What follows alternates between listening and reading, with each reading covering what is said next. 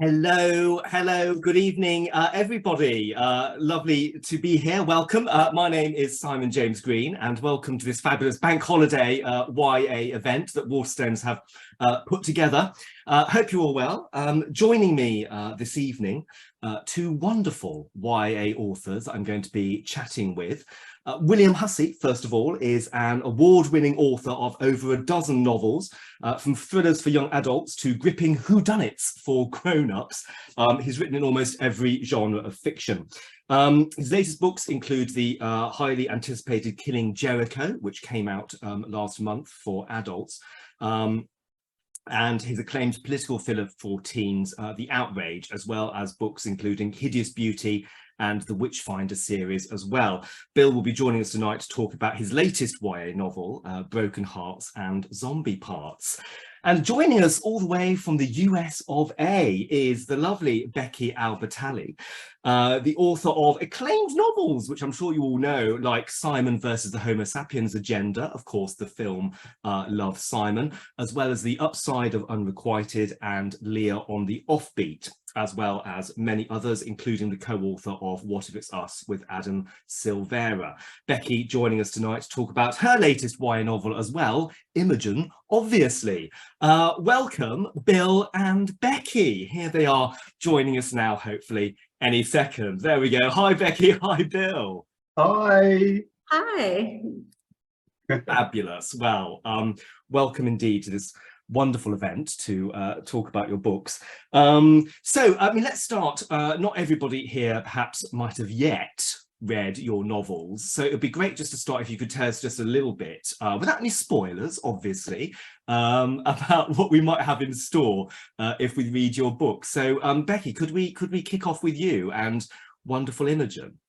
Yeah, so Imogen obviously is about a high school senior who is like the token, straight ally in her group of friends. She's friends with all the queer kids. She's got a queer sister. She's got actually two queer best friends.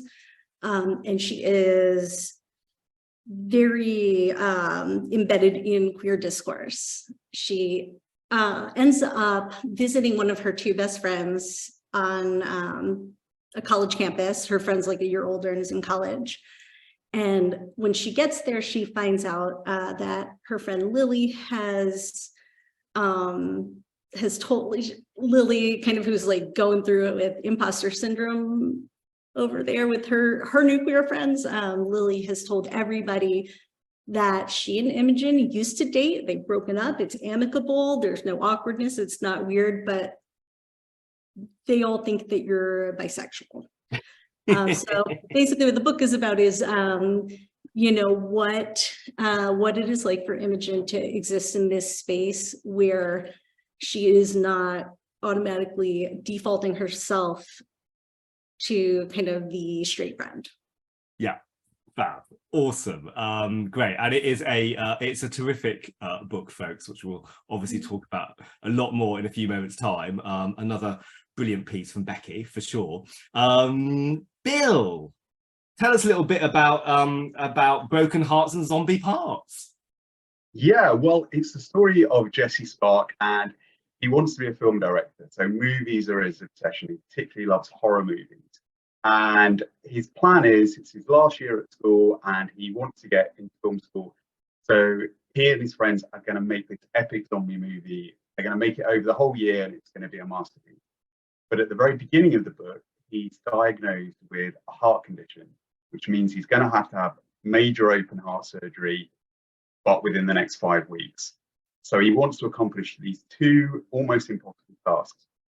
One he's very public about is that he's going to make his zombie movie come hell or high fire, and it all goes disastrously wrong because it's a rom-com, obviously, but he needs to make the zombie movie in 5 weeks rather than a year. His other mission, which he keeps to himself, is that he wants to find a boyfriend before he has the surgery, because he's got this idea in his head. This is major open heart surgery, so he's going to end up with a very big scar, and he thinks no one is going to want him or fancy him or anything after he has this major surgery. So he wants to fall in love before the surgery as well. So the story is really about body confidence, especially within LGBTQ young adult culture, because there's a tiny little bit of toxicity within, especially for body image for young gay men, that there has to be like a physical perfection or an ideal. And so it's tackling that as the serious subject, but within a rom-com.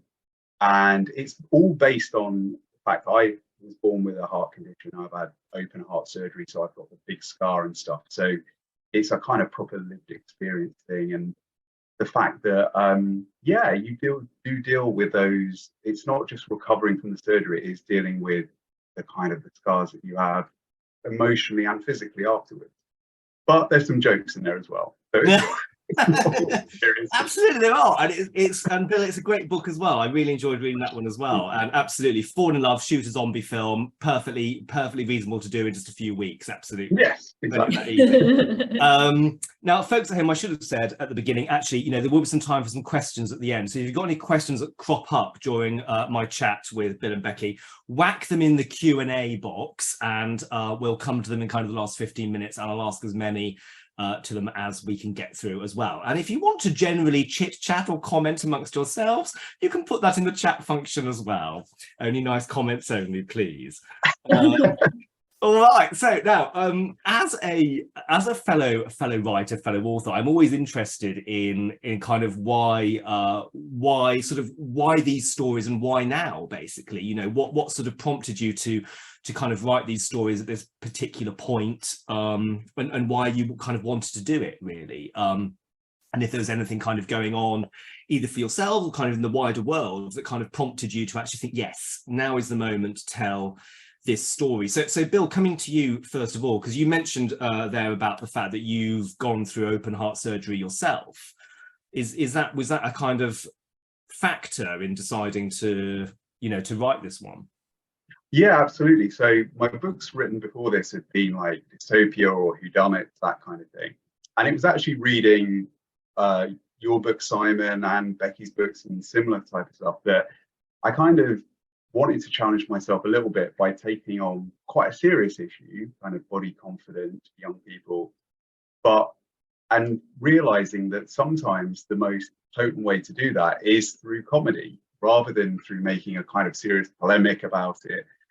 Is through comedy. I also have this little thing. I grew up in a very conservative, as you did, Simon, a very conservative part of the UK, and I also grew up Lincolnshire, which you've written about so brilliantly in your recent book. And it's like, but I also grew up in a travelling fairground community, which is quite a socially conservative minority community as well. So I grew up very, very closeted. And there was a little thing that happened to me when I was about 18, 19. And I remember going to London. I had no gay friends at all. So I was kind of exploring life and everything.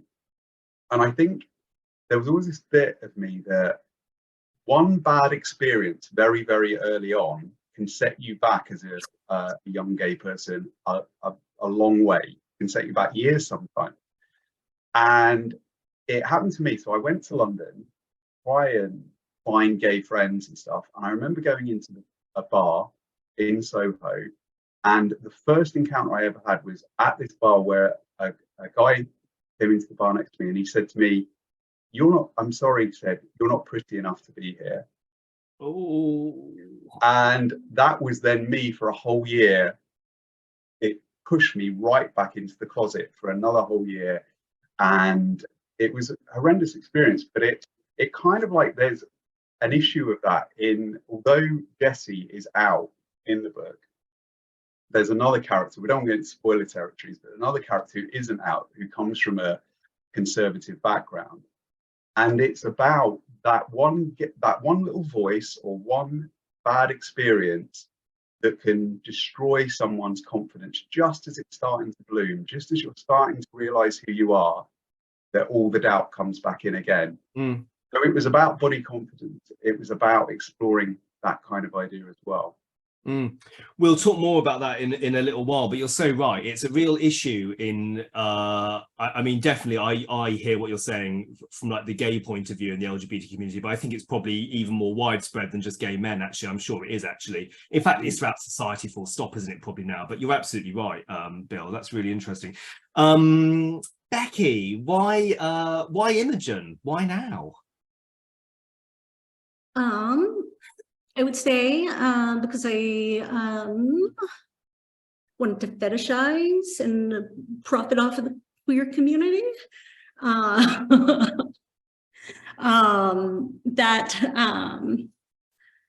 Yeah, I mean, I think Imogen is very much my heart on my sleeve. You know, all of my books are very personal, but Imogen is personal in ways that are like very, very public, not even just in the sense that I have been talking a lot about it, especially recently, which has been lovely. Like it's been really, really nice to be able to go into book events and not have to be tiptoeing like I always was, tiptoeing kind of around like, you know, basically, you know, the elephant in my own brain, the elephant in the room of my otherwise empty brain.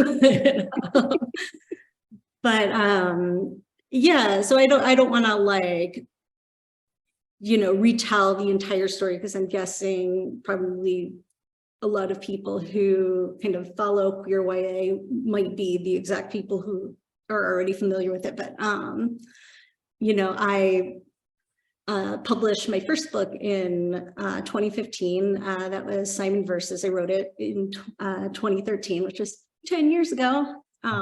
Yes. But, not only did I somehow think I was straight when I wrote it, which is a trip if you go back and read some of the like lines in it, it's ridiculous. But you know, I went on to publish a bunch of other books, many of which are overtly queer. Even the ones that are not, they're pretty, I mean, like The Upside of Unrequited is like about a straight girl. Literally page 1, she's like noticing how pretty another girl is in the bathroom. So, you know, like, some things like make more sense in retrospect, but you know, everything kind of ended up colliding with kind of some of the conversations that were happening in the industry, which you know, I have always considered to be important conversations worth having.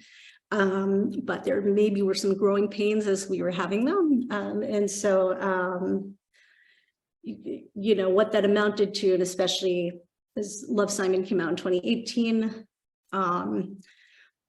was just a massive amount of discourse about the fact that I was straight and that it was a problem that I wrote it, and that it was actually really awful that I wrote it, and that I was a bad person for writing it. And also when you read it, you could tell every word of every book just dripping with like heterosexuality, you know. And so but you know, it kind of like what Bill said, you know, like when you dip a toe out kind of, and then it's like a bad, you know. So for me, I guess that was 2018, and it was a different interaction, you know. But as I was kind of starting to put things together in my head, the timing was such that that was like kind of full force discourse. I just shut it down for a couple of years, and then I and then I came out in 2020 because it seemed like it was never going to end. And I came out knowing that it wouldn't end the discourse, and it certainly did not. But but anyway, that's I would say that's Imogen's villain origin story. So. Oh, Becky. No, that's really interesting. And I think it's interesting, isn't it? Because actually it does sort of tie in with what Bill was saying, is that for me anyway, it feels like there's all this kind of policing almost of what it means to be in the LGBT community and be like a kind of valid part of it. You know, are you pretty enough? Are you queer enough? Have you come out in the right kind of way, right? And all these people who have opinions about, you know, whether that makes you valid enough to be in the bar or be writing that particular story or whatever it might be. And I've always found that very curious, because for a kind of such a marginalized community, you would have thought, you know, strength in numbers, everyone together. For me, that's always been the important thing. And so it's very interesting. It's very interesting that that there is so much discourse about this. More of that in a second. Both really personal novels, clearly. What was it like for you, like on an emotional level, both of you kind of writing something that was so deeply personal and was so very close to your own kind of lived experiences? Because I know when I was writing my latest one, Boy Like Me, kind of last summer, that was such a personal novel for me. And I like, for me, it was a really vulnerable thing to kind of write it, because I was putting, for the first time, I was putting so much of myself on the page, way more than any other book I'd ever written. How was it for you two, and how did you kind of, was that difficult to deal with? How did you get over it? Did you, you know, was that a problem, or did you just sort of power through? Becky, what about you, first of all, with it being so personal? Yeah, you know, I mean, you know, it's frustrating to write because like books are hard, and you know, and it was, you know, a lot of the usual angst of like, I'll never be able to write another book again. But emotionally, it was more cathartic than anything else for me, because it was just like, you know, I was coming from this situation where it just felt like everything had already been yanked out of me and put out there on display. And so this was almost like a do-over, and it was a chance to kind of tell it again my way. So writing it was actually, it was really nice. I've had a hard time moving on from it, actually. Like, Okay, yeah. The next one, yeah. So is that like, because you were kind of in control of the narrative and what you wanted to say, basically, and how you wanted to express it from, you know, from what it was like, right? Which is the mirror opposite of what happens when people talk crap on social media, basically. Yeah, you can't. Yeah, absolutely. That's interesting. Bill, what about you and writing Jess's story, and how close? Yeah, I mean, just before I answer that, I'd just like to say that Becky and I have like had conversations about what happened to her, and it really, I think the most important thing is that the kind of instinct with all social media, or kind of like when these questions, as Becky put it in publishing, come up, it's people just take a stance without listening. And that's the kind of thing. So I was very kind of, we had a period, didn't we, Becky, where we were talking to each other, and it was really important for me to listen to Becky and kind of like really take on everything that she'd gone through. And it was kind of really heartbreaking. I really, really feel for you, Becky, about the kind of reaction that you had. You know, you had lots of support as well, but it was horrible and very targeted, and I didn't like it at all. It left a very bad taste in my mouth, and it wasn't nice. And I remember you put up a post recently, which I was like, I think I put a little comment under it, which you are absolutely treasured and accepted by the LGBT community, and we all love you. So I just wanted to say that very quickly. You're lovely. I adore you, both of you. Yeah. Bless you. Oh, well. No, well said, Bill. Yeah, absolutely. Yeah, exactly. We just need to listen more, just be a bit more empathetic. That's what kind of reading and writing should ultimately be all about. Yeah, 100%. Even as remember that everyone's experience is different, and everyone's history is different, right? And it's not the same for us all.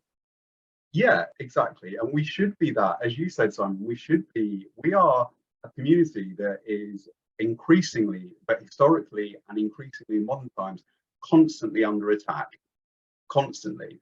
And we should be all together and facing out against the people who want harm us, not kind of having infights about things that, you know, we should be accepting each other. And anyway, I know that's a very kind of straightforward and simplistic thing to say, but it is that simple. It is that simple. Just kind of like show support for each other. But anyway, yeah, I just want to say that very quickly before I said about we love it, Bill. We love it. Oh, back to my question. Yes, sorry about that. What was it like writing about, like, you've been through open heart surgery, Bill? Yes, yeah. So with Jessie, well, the thing I was sliced open, yes. I was sliced open, yeah. So definitely, you know, that's why I kind of wanted to do it as a rom-com, because if you could have written a book that was so traumatic, because it is horribly traumatic going through it. I remember the weeks before the surgery being kind of like so scary, but honestly, at the same time, I've never laughed so much as well, because I had friends with me and family with me. And that comedy is how we deal with sometimes the most stressful and tragic situations in our life. I remember when my mum passed away after a very long illness in 2016, and she had 6 months in hospital at the end. And we honestly used to laugh so much, you know, in that period, because that is how we as human beings cope with the darkness of the world, isn't it? But yeah, so the surgery itself, I was in quite a lot of pain afterwards. I had a terrible lung infection with a collapsed lung and everything like that. Absolutely horrendous. And I remember my sister coming to visit me 2-3 days afterwards, and she said to me, "Oh, you know, you need to get out of bed because you've got to mobilize." I can't. I'm in so much pain. And then, like about a week later, she said, "Oh, you're getting out of bed, you know, really quickly and mobilizing and everything. That's great." And the nurse who was in the room said, "Oh, yes, well, we've got physio's just changed over, and he's a very attractive physio now, so that's why he's getting out of bed and running around." But it was kind of like it's like we all had a laugh about it. And the only part in Broken Hearts and Zombie Parts, where we have 3 or 4 chapters where it does get quite serious, is I did want to take the surgery fully face on and show that it is a big thing.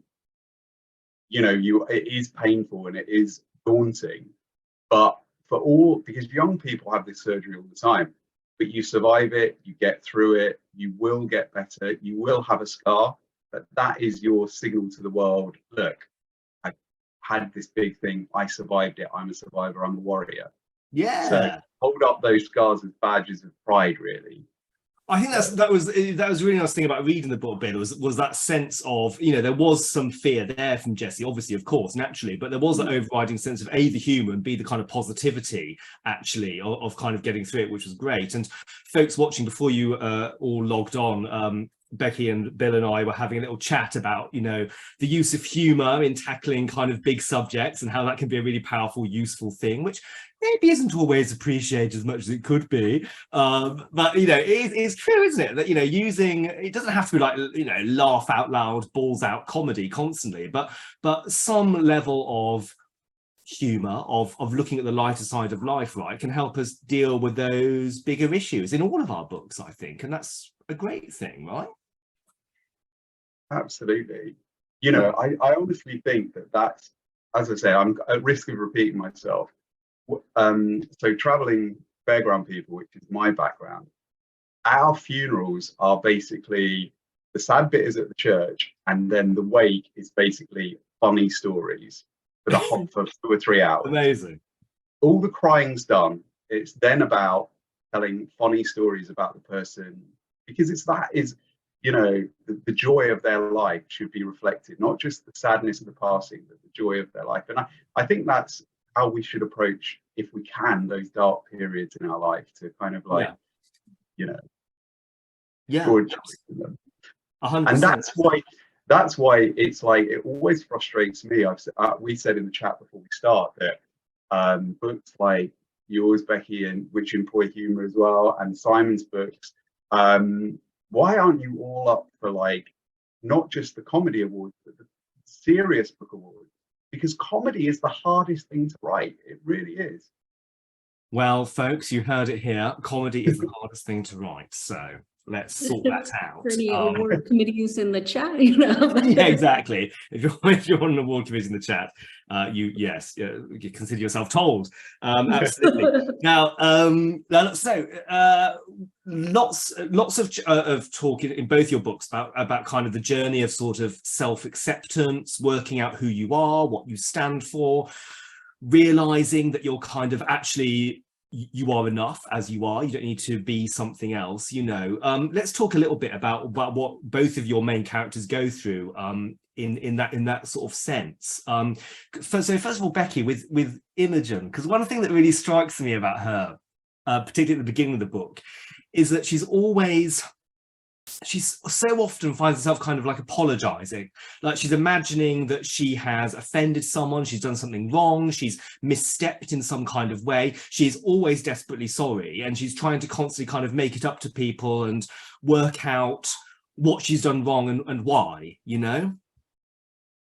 Yeah, no, she is yeah, she's own voices for like that kind of person who you're like, you apologize too much, and then you know you're like, I'm sorry.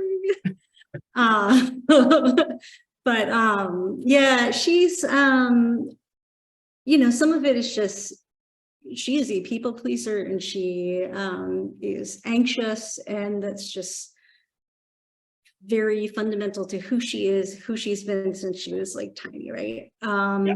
And then some of it too is like, because she is kind of like that, it affects kind of the way she filters, you know, particularly when I think about kind of discourse, social justice kind of stuff. And since she's very embedded kind of in the queer community, or like adjacent to it, I guess, you know, she does a lot of her overthinking kind of ends up coalescing, I guess, around like these ideas of like, am I culturally appropriating? Am I queer baiting? Am I taking up space that doesn't belong to me? Should I be here? I want to be supportive, but I don't want to intrude. And it is just a constant push-pull for her, kind of trying to figure out how to, you know, be the best ally that she can be, and to not take something that doesn't belong to her. It's you know, it's tricky sometimes the way that you know, compulsory heterosexuality can really like shapeshift into just whatever kind of anxiety that you like are pulled towards anyway. And so for her, you know, she her anxious brain comes up with an explanation for every single thing that is very obvious in retrospect. It's just, you know, basic, like, you have a crush, like, you know. Yeah, absolutely. What I thought was interesting is that there's I don't want to give any spoilers, but like early on in the book, it felt to me like there were a few moments where Imogen was just, she was like living her life. She was being genuinely authentic, and it was like other people, sometimes quite close friends, who would like pull her up on stuff and would flag that maybe something she said or did was potentially kind of problematic in some way, and that would kind of send her spiraling, you know, as a result. And it occurred to me that actually other people can sometimes make things really tough, right, for our main characters, for us, you know, which is quite interesting. I would say sometimes. And it kind of ties in to Bill, what in a way I feel like what Jesse goes through as well, because with him and his kind of feelings around body image and stuff, I mean, again, that's ultimately about other people primarily, isn't it? Yeah, oh, absolutely. And it's like we all see ourselves through the filter of those, you know, those around us and the media. And, you know, I mean, when we grew up, I mean, it's kind of like, I'm so glad I didn't grow up in the social media age, because I was a bag of anxieties about how I looked anyway.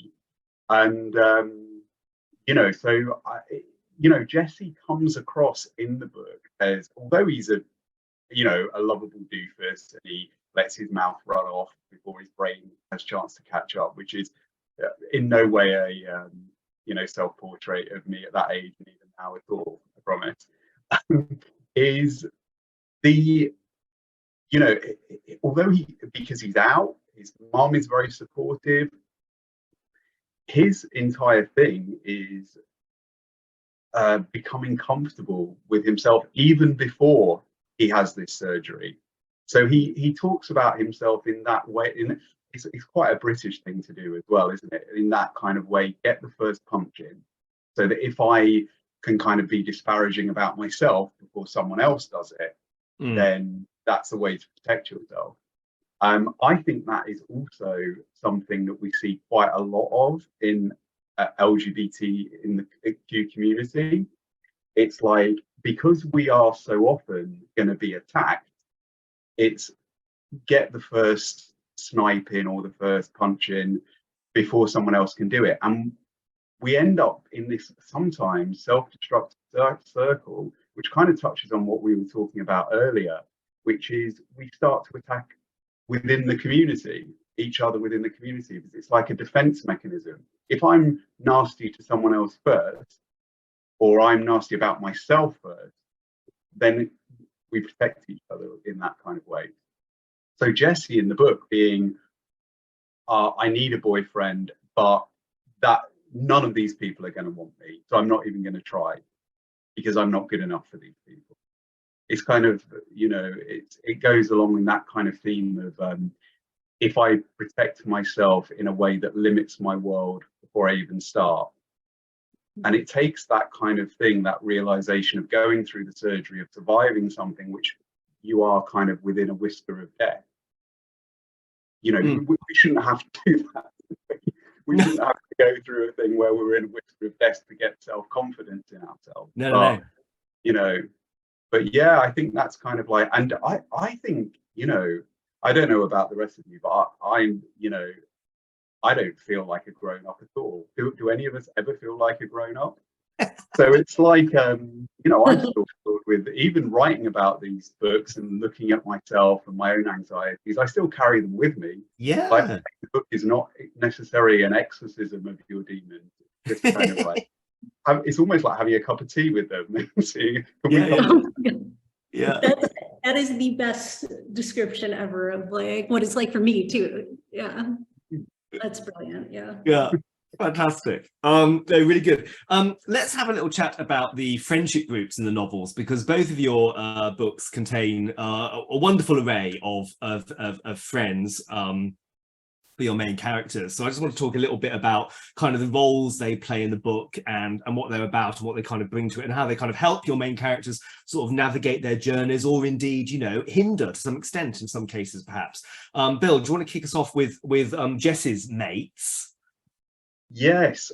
So again, I could be going spoiler territory, so I need to be careful about what I say. But yeah, Cass is his best friend. He's his, so Jesse is the director of this relationship, you know, in the film sense, and Cass is his director of photography, and Morgan, who is their friend, is their main actor. And yeah, there's something at the beginning of the book.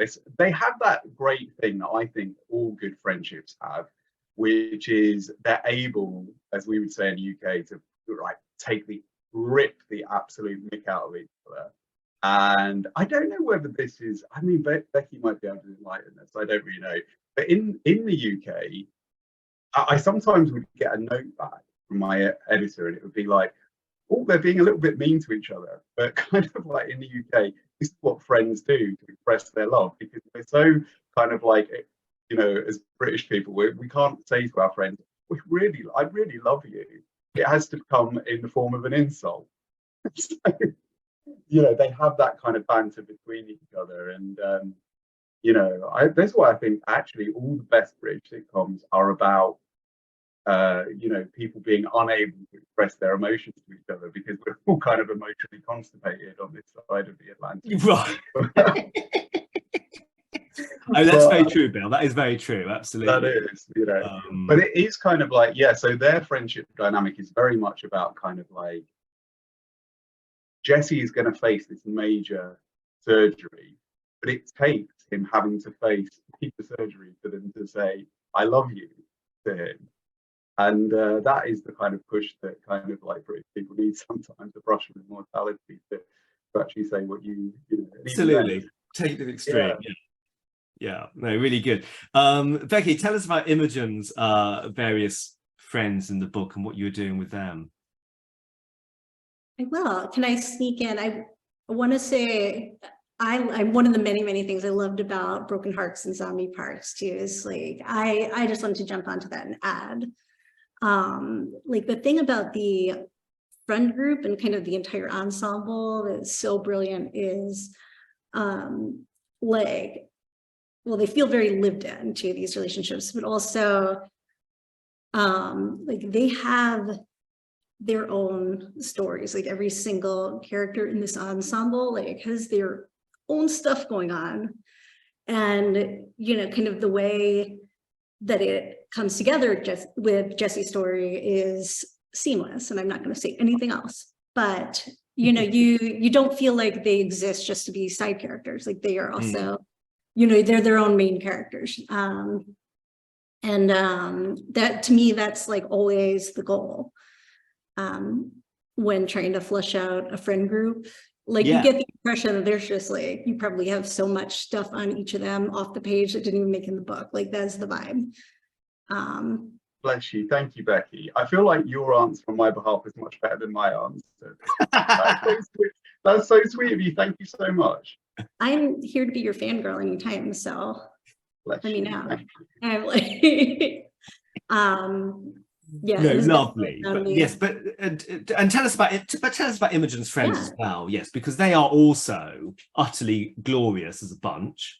Well, most of them. Most of them. Most of them. Yeah. No, I mean, so Imogen, you know, she's got her two best friends. So there's like Lily is her like lifelong best friend, kind of almost like a cousin kind of vibe, and that's the one who is a year older and in college. And then she's got kind of her other best friend where you know, this other girl, Gretchen, moved to town when, you know, I believe they were in like 8th grade, which is right when the older friend had moved off to high school. So Gretchen kind of comes in and fills that void.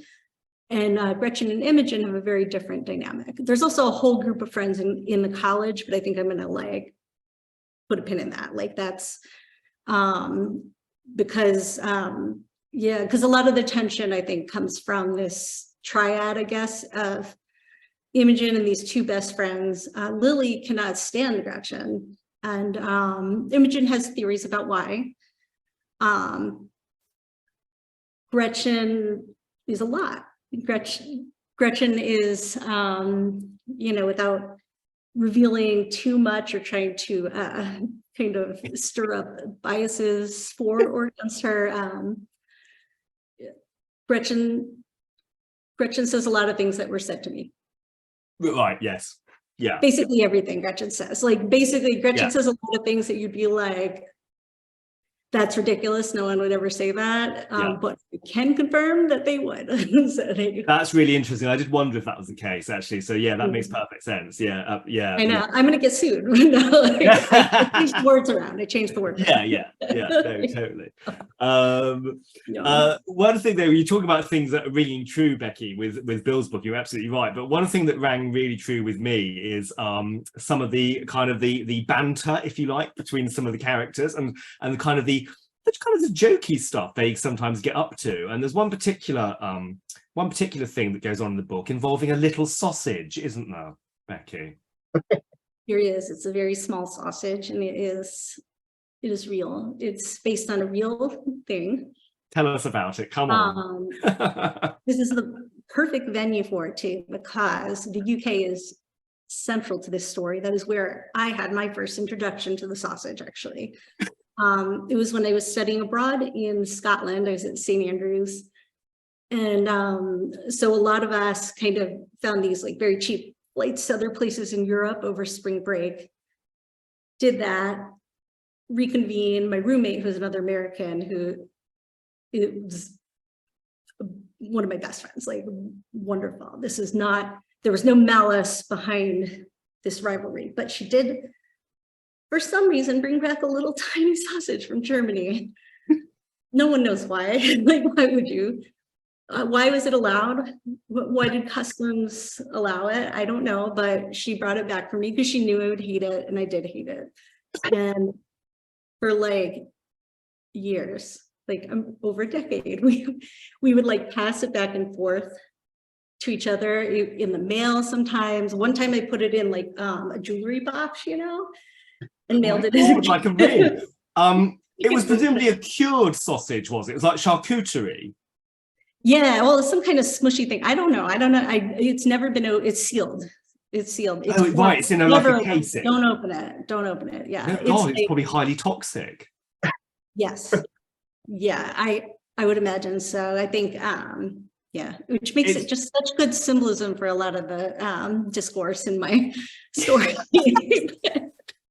But yeah, so the sausage, after being passed back and forth, it disappeared for like a decade. And then as I had already turned in this book, it was like, it showed up again in a little drawer where I guess it had been waiting all along, or maybe it just came back. But, and then, so my kids were looped in on this, and now my kids have started hiding it, and we've been passing it around. I love it. I just love it. Yeah, so it's currently in an Altoids box in the car, and hopefully my husband's not downstairs like listening in on this, because he's the one who's meant to find it. So we'll see. I just love it. This is a constant game of like hiding the sausage for other people to discover. But it's brilliant. For me, it perfectly sums up, like really rang true for me, like the sort of stuff that college, university kids get up to, and the sort of practical sort of jokes they play. That really, for me, that really resonated. And of course, I just love the whole concept of this small sausage from Germany doing the rounds. It's glorious. It's still going, yeah. You know. We're going to come to a few questions in a few moments, folks. But before we do that, I just wanted, I don't feel like any discussion of LGBTQ plus books at the moment is rightly done if we don't just briefly mention and talk about, you can't do it briefly, but you know, the whole situation both in the US and the UK and around the world with kind of book bans right now, unbelievable challenges to the very books that we are writing, having our books, you know, taken off shelves in certain places. I just wanted to kind of chat to you very briefly about that and about your feelings about what's going on at the moment in general. Bill, let's come to you first of all with that old question. Yeah, I mean, as far as the UK is concerned, like you and I grew up under Section 28, which is, and when I go into schools now and I speak to children about that, if I was to come into us, if I had a visitor when I was at school, the teacher who organised that visit would be sacked under this kind of law. Yeah. There was no sex education or relationship education at the height of the AIDS pandemic. So we, as young gay men, in our case, you know, in Lincolnshire, were being sent out at the height of the AIDS pandemic with no sex or relationship education whatsoever. And who is this? And now it seems to be coming back. And who is this protecting? It's not protecting the gay kids who are going to be gay, whatever. No. You know, you're not going to kind of like, by not exposing them to our books, it's not going to change who they are. All you're going to do is make kids feel more isolated and frightened. What parent would ever want to do that? I don't know. What decent parent would ever want to do that? I don't know. We've also had a thing which I think we don't really talk about, which isn't the overt book banning that is going on in America, which is highly distressing. And there's a kind of like swaggering, disgusting confidence to it in the States, which is just nauseating and revolting.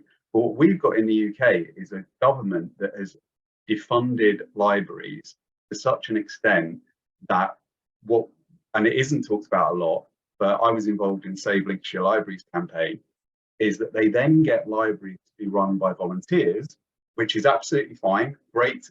But because the kind of people who have lots of free time to run these libraries tends to be people from more affluent backgrounds, socially conservative backgrounds, is that there's censorship by stealth happening in those libraries, where the volunteer librarians go in and they take books that they deem to be, so it's not overt, but they are very taking books off the shelf. And I've heard cases of professional librarians going in, you know, on a rota system and finding books that have LGBTQ issues or women's rights issues, or even books with a supernatural theme that have been taken off the shelves.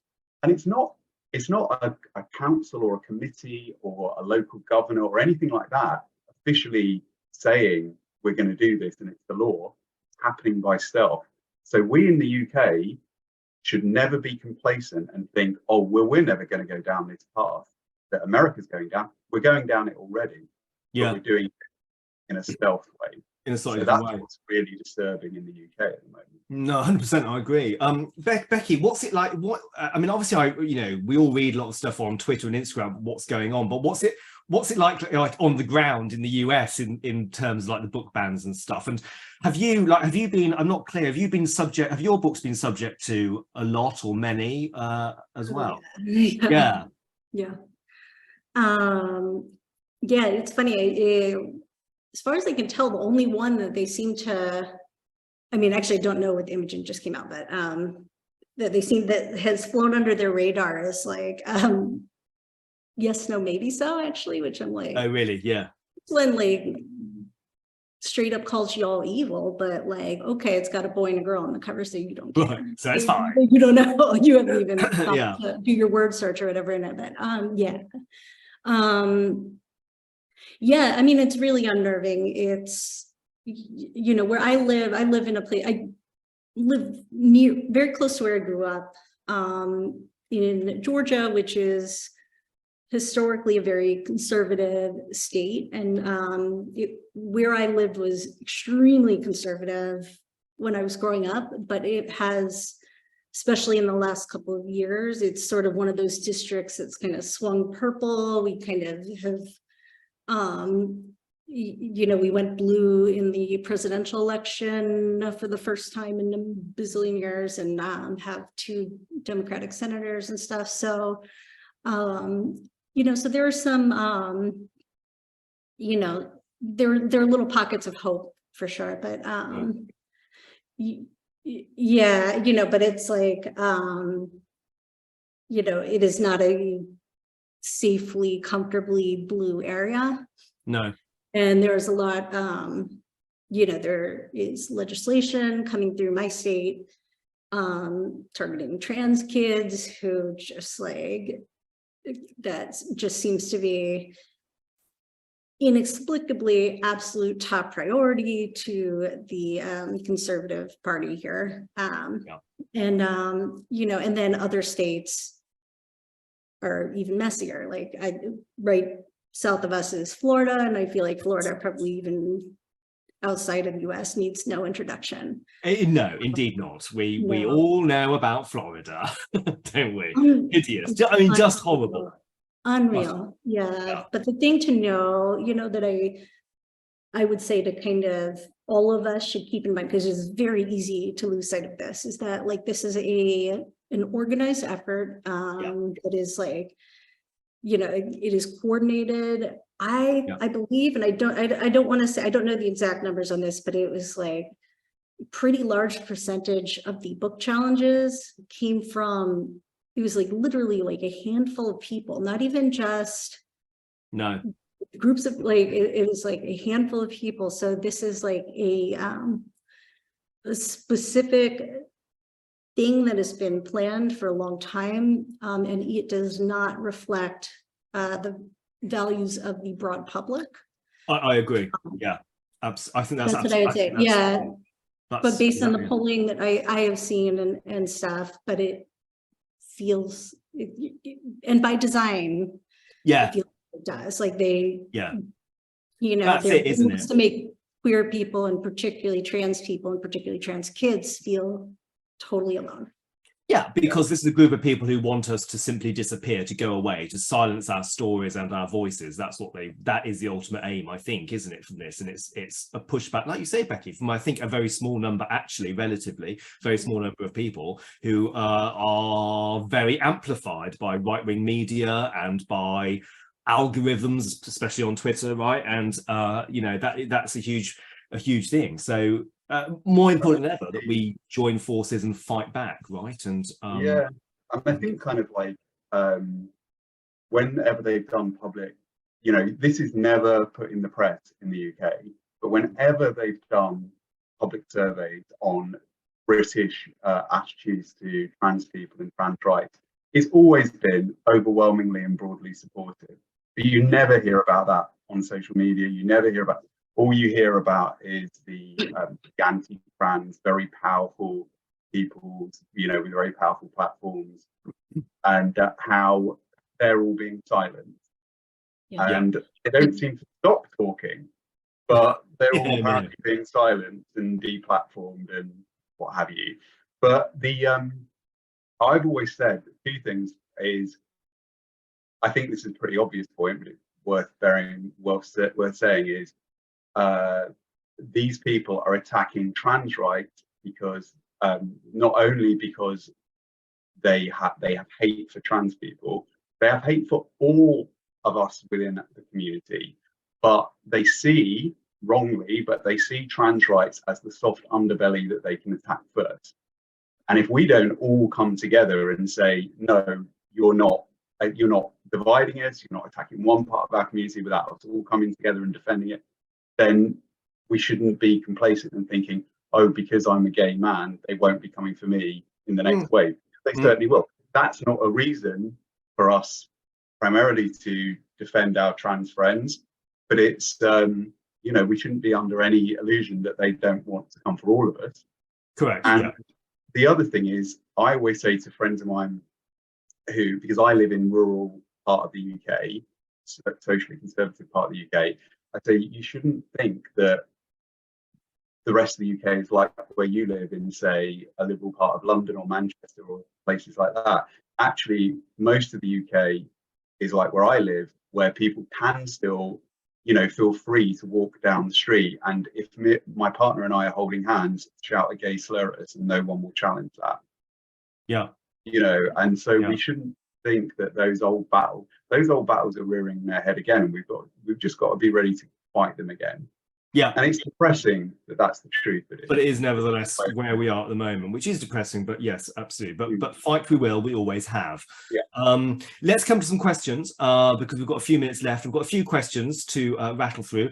This from Adam: do you find that YA books that have LGBTQ+ protagonists are therefore obliged to engage with the current climate regarding LGBTQ+ rights? Or do you think there's power in just telling an escapist story? I mean, I think both, right? I think. Yeah, I don't think there's any, I don't think any creator should feel obliged. I think, you know, sometimes this stuff kind of ends up being a part of our stories, but I don't think there's one right way to tell a queer story. No, absolutely. Yeah, I'd agree with that. It's kind of like, for a book like mine, The Outrage, which was all about, it wasn't about getting rights from a zero, a point, a base where you had none. It was about how easy it is. The rights, as Jay Hume said in the foreword to the book, all our rights are as thin as paper, and they can be torn up and taken away again unless you defend them every day. But the other thing is, like, as Becky said, it's really about when a story comes into your head, it's almost the story will dictate its own shape. And if that story means that it's about with a protagonist and it's going to be an issue-led story, then that's the way the book will go. And if it's not, then it's not. You know, the demands of the story will dictate its shape. Yeah, totally. I think that's really important. Just, you know, we don't always have to talk about the difficult stuff, the trauma, the politics of it, right? Yeah, it's important. I should also, to reiterate, sorry, but if kind of that's the story that you were compelled to tell, Yes. too, like those stories are also important. Totally. And you should not feel like you have to expunge work of that. No, yeah, absolutely right. Yeah, well said. Good. Okay, this from Eve. This is to you, Becky, I think. Molly really helped me out through an anxiety spiral last week. Just being a girl woman is hard, and we're always apologizing for taking up space. Really interested to ask about her brackets your Jewish identity, as this is not something I often come across in fiction and real life, and really keen to learn more. Yeah. Oh, I'm glad to hear that. It's like, yeah, you know, so I'm Jewish, and I think it's been an interesting couple of years for Jews, which is true of many, many marginalized groups. You know, anti-Semitism, it tends to be really cyclical, and it's definitely like come roaring back in. Like it never really left, but it is like very loud right now.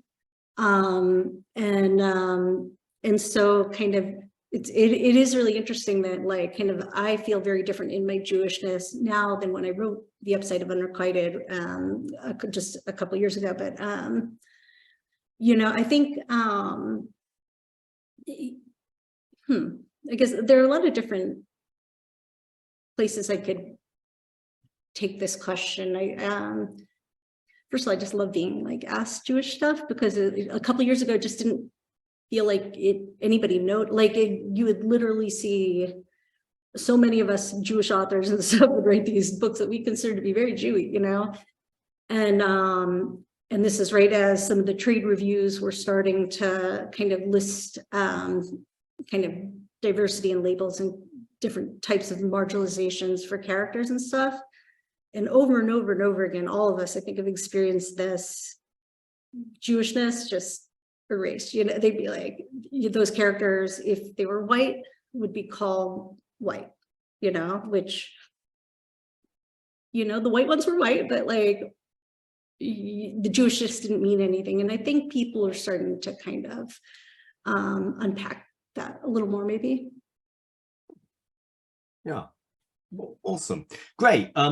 Thank you, Becky. And Eve, in answer to your question to me, I would love to visit your school, and you can check out my website, simonjamesgreen.com, under the schools tab.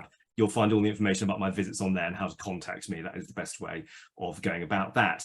Right, folks, a couple more quick, this is a couple of comments to us from Ryan here. Not so much a question, more of a comment. Love that. Having also grown up gay in Lincolnshire, I just want to say thank you, both Will and Simon, for leading the way for us.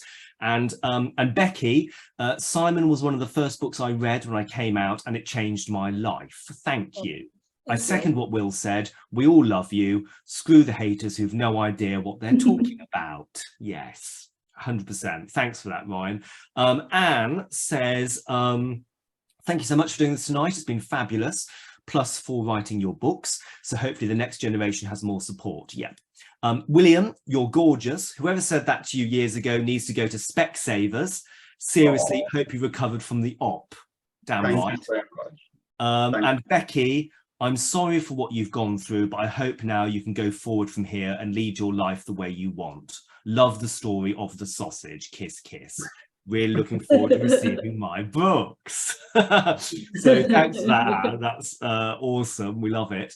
And that leads me to the final question here from Carrie. Always knowing I was different, but also being a Section 28 kid, I only came out last year at 31.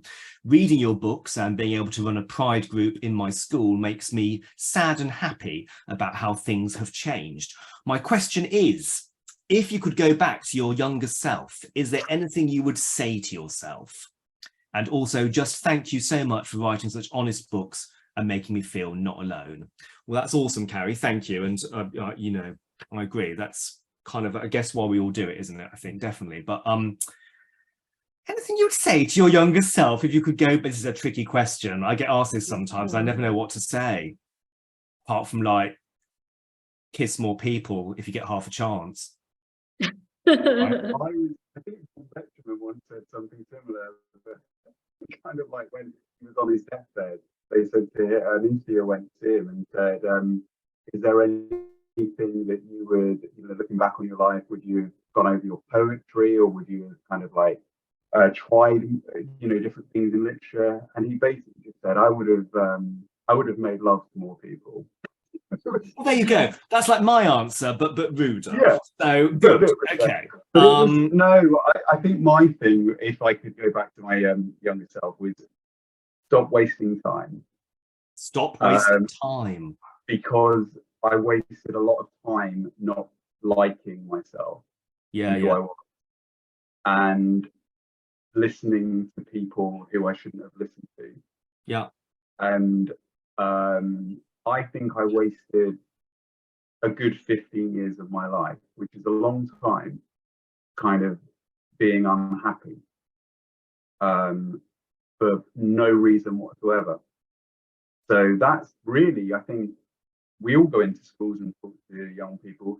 This is why it makes me so furious when you getting these very right-wing voices saying we shouldn't have these books, or people like Simon and myself and you, Becky, not be able to go into schools and just say to kids, you're absolutely fine just the way you are. There's nothing wrong with you. Go out and enjoy your life. Yeah. Because of all that time that I wasted being ashamed and hating myself for something that I should never have been ashamed of. Yeah. Oh, 100%, Bill. That is that resonates with me too. Definitely, it's so difficult, those teenage years going into your 20s and stuff. You take so much baggage with you, don't you, from all that kind of crap. It's awful.